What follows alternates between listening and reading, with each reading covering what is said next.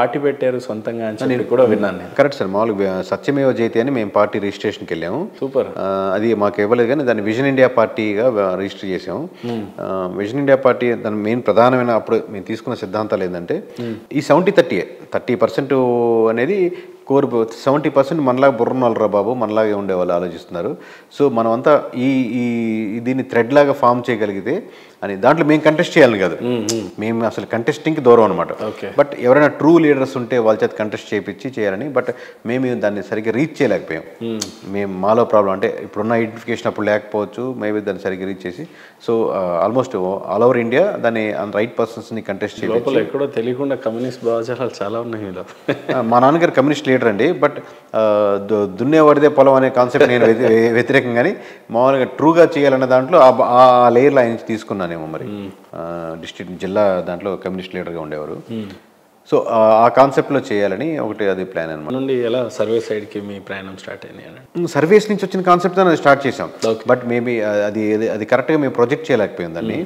But service ఎందుకు start చేసామంటే software ఇంజనీర్గా ఉన్నప్పుడు 8 years software engineer, Thomson Reuters, Value Labs, next technologies అని, SNP అని రకరకాల ప్రాజెక్ట్స్లో చేసాం. చేస్తున్న క్రమంలో ఈ ఫస్ట్ నుంచి ఉన్న థాట్ ఏంటి, డైరెక్టర్ అవ్వాలనుకుంటే మనం డైరెక్టర్ అయితే మనకు డబ్బులు వస్తాయి, పేరు వస్తాయి, దాంతోపాటు రాజకీయాలుగా లేదా ఊర్లో ఏదైనా మార్పులు చేయాలి. యోగా చేసింది ఎందుకంటే యోగాలో మనం సక్సెస్ఫుల్ అయితే యోగా సెంటర్ నడుస్తుంటుంది, పొద్దున సాయంత్రమే ఉంటుంది కాబట్టి సెషన్స్, మధ్యాహ్నం పూట సాయంత్రం పూట ఏదైనా చేయొచ్చు. దీని వెనక లేదా నేను చెప్పిన స్విగ్గీ లాంటిది ఏది చేసినా దాని ఉద్దేశం ఏంటంటే ఏదో అంటే బిజినెస్ రన్ అవుతుంటే నేను ప్యారల్గా చేసుకునే దానికి ఏదైనా ఉంటుంది. దాంట్లో ఉన్న ఆలోచనలో ఈ సాఫ్ట్వేర్లో ఇరుక్కోపోయాం. ఏది వర్కౌట్ కాక సాఫ్ట్వేర్ ఇంజనీర్గా వచ్చాం.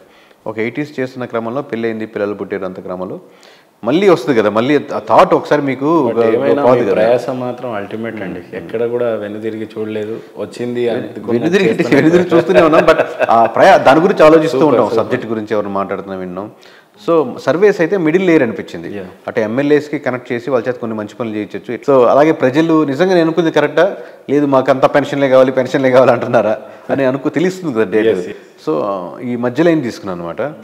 అది మోస్ట్లీ మేబీ కరెక్ట్గా సెట్ అయింది ఆ బాక్స్. మేబీ ఏదైతే పవర్ ఏదో ఉందో దేవుడు ఆ బాక్స్లో కూర్చోబెట్టాడు అనుకుంటున్నాను.